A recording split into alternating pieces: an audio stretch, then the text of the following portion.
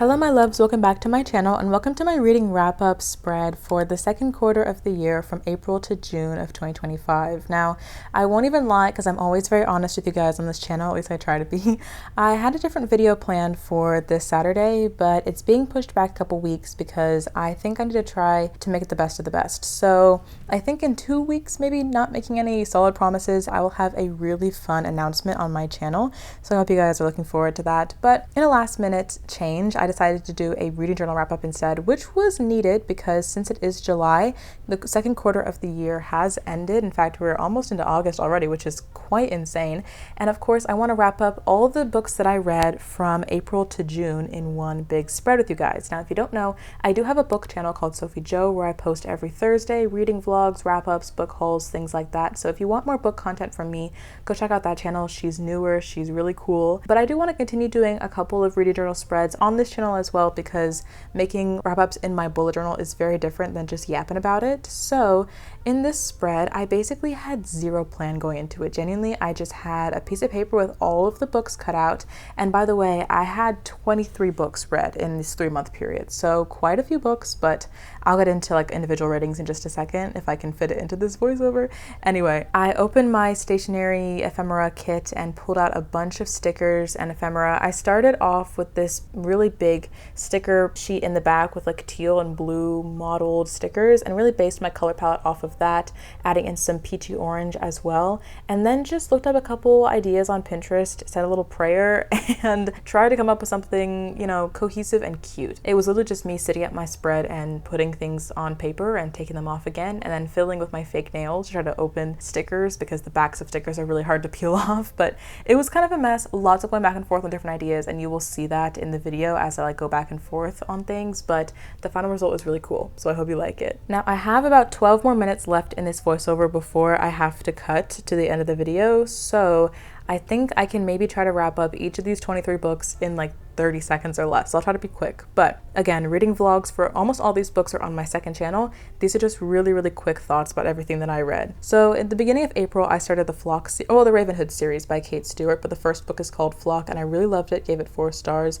Immediately ran to the second book and also gave it 4 stars. That was Exodus. Then I took a break from that series and I got into Final Offer, which is the last book in the Dreamland Billionaires series by Lauren Asher. I finished that one up and gave it 4 stars and really enjoyed that book. So 4 stars back to back. It was such a good time. Then I finished the Ravenhood series with The Finish Line, and I didn't mean to say finish twice, that's kind of funny, but honestly this book was such a disappointment for me. I won't spoil what happens in the middle of book 2, that is why this book was such a terrible book for me, but I really hated the choices that the author made, and I also thought the book was way too long and paced really weird, and I wanted some flashback scenes I didn't get, so unfortunately this was a 2-star for me. Then I read The Jazzed Air by Sarah Hashim and I gave it 4.5 stars. It was a fantasy romance that was so good. And then I read The Picture Dorian Gray, which is a book that's been on my TBR for actual years at this point. I don't read many classics, but I was told that this one was kind of funny and really good, and so I picked it up and I gave it 3.5 stars. It was going to be a 3-star for me. It was, you know, not a bad book by any means, but I felt like the author would kind of go on rants sometimes, but the very last page had a really cool plot twist that I really enjoyed. So that was a 3.5 star for me. Then I read Fearless, which is the last book in the Powerless trilogy by Lauren Roberts.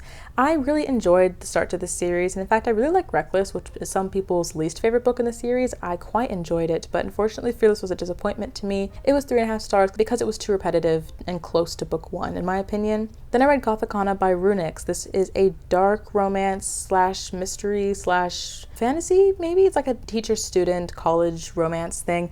It's kind of a modeled mix of a bunch of different genres, but I honestly kind of enjoyed it. It had its flaws for sure. It wasn't really amazingly written. It had some issues with it, but I gave it 3.5 stars because I had a really good time with it. And I think that ends out April for me. So starting with my first read in May, I read Beartown by Frederick Bachman, which has also been on my TBR for actual years, and it was so good, so emotional, so devastating, but this is a book that I'm really glad that I got to, and I gave it 4 stars. If you haven't read Beartown, please pick it up. Watch the trigger warnings, definitely, but it's really just a life-changing read. Then I did a reread of Magnolia Parks, which is my first 5-star of this entire quarter, and unfortunately it was a reread. I'm trying to think of all the 5 stars that I got this quarter. I think there may be 4, maybe 5, maybe 4, but unfortunately most of them are rereads for me, so I really need to find some more 5 stars that are not rereads because I've really been rereading so much in 2025. But yeah, Magnolia Parks was such a good book. Reread it, gave it 5 stars. Then I read Once Upon a Broken Heart for the first time, which I gave 3.5 stars. My sister recommended this book to me, but unfortunately, I just realized that YA is not my favorite genre ever. I still enjoyed it, but it was kind of too whimsical and I wouldn't even say wholesome. I just wanted more conflict and more depth, and I feel like I didn't get it. But I think I will continue the series nonetheless. I read Insatiable by Lee Rivers. This was a 4.5-star dark romance. Finally, a book that got me out of my dark romance block. Like, I've read quite a few in the past couple of months-ish, but they've all been really bad in my opinion, besides Lights Out, which I read last November. So this was my first book since Lights Out that really stood out to me as a really good dark romance. Then I reread A Court of Wings and Ruin, which was, again, a 5-star read. This finished my reread of Ekotar, which I was doing at the beginning of this year, and I really enjoyed just going through this book again and annotating it. But again, I knew it was going to be 5 stars because I love this series and it wouldn't have been anything else. So a very predictable 5-star. Thankfully, after that, I read Play Along by Liz Tom Ford, the 4th book in the Windy City series. This was another 5-star, but thankfully it was one I've never read before, so not a reread this time. Genuinely, this is the best book in the series. Isaiah Rhodes is such a good MMC. I love him so much. Then I read Silver Elite by Danny Francis. This is a new release that really blew up on TikTok recently. It's promoted as dystopian romance,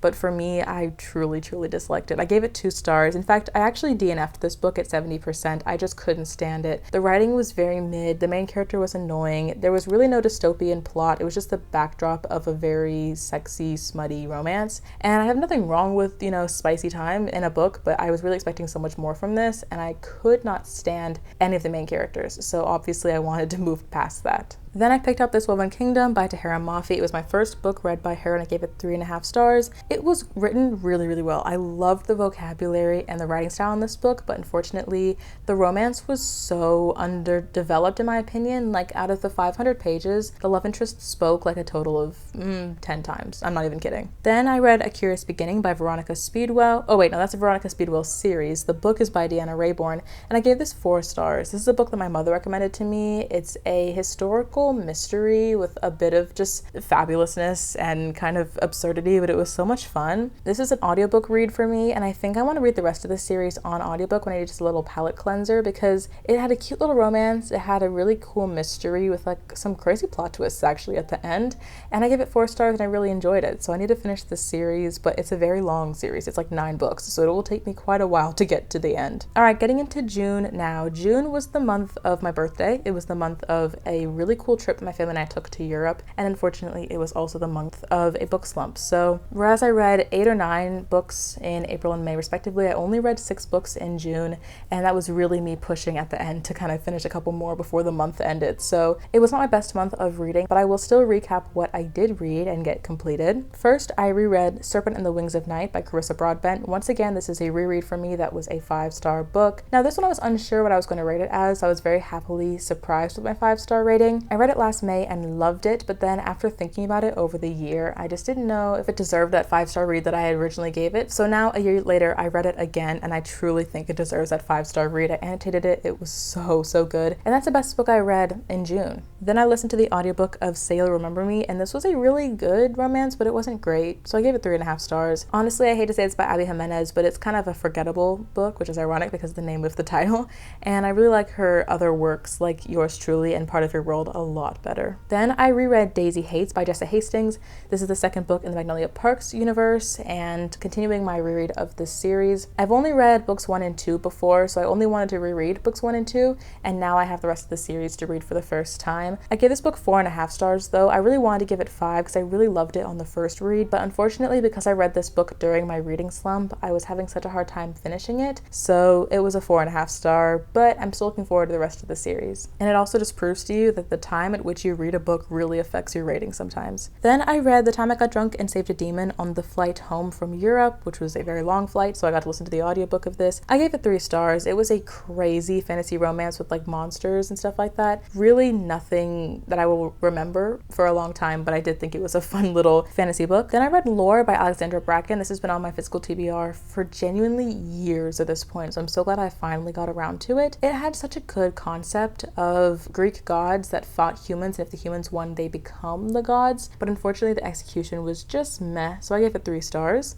And then the last book, finally, that I read during this quarter was Caught Up by Nevessa Allen. I finished this in just the last few days of June, and I debated between giving it 2.5 stars and 3. I think I said 2.5 stars in my wrap-up on my book channel, but after contemplating for a few weeks, I think I'm going to give it 3 stars. This is the second book to the Lights Out series by her, and I loved Lights Out last year. It was a 4.5 star read for me.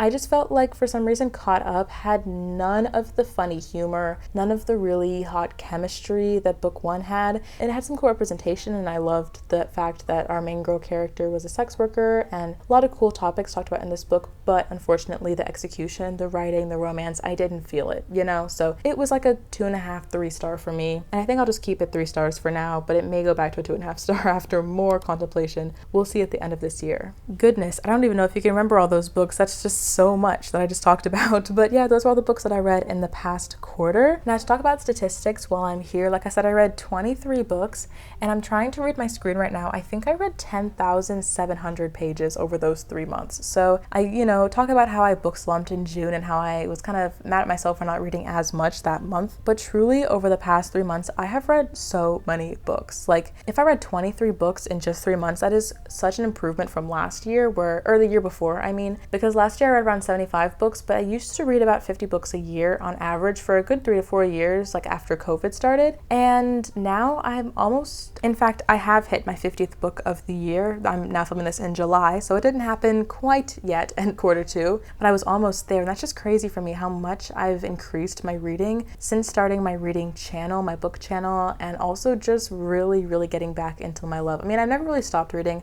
I've always been a reader. Since I was like 2, I've been a reader. So this is like always a hobby of mine, but recently I really have just flown through books, and I really am loving what I've been reading recently, because there are, some flaws, some 2 stars, some DNFs, things like that, but as a whole, we have quite a few books that I will really love and cherish for like the rest of my life. So I'm really excited to be posting book content and be making book content and sharing my love for reading with you guys. I hope you guys are enjoying it too on both this channel and my other one. Okay, I went off a tangent a little bit from statistics, but the last stat that I have on the left page is just that my average rating for these 3 months was a 3.79 star, which, like I said, it's a pretty good rating. Like, it's not the best ever. Obviously, I want all my reads to be 5 stars in a perfect world, so obviously I had some bring that average down, but if every book I read was around a 3.5 to a 4-star rating, I honestly can't complain. It's a lot of really good books. So yeah, I hope you find something good from this list, or if you've read something off this list, do let me know. But now I'm just going to kind of finish out this spread with some music, and then yeah, that'll be the end of the video.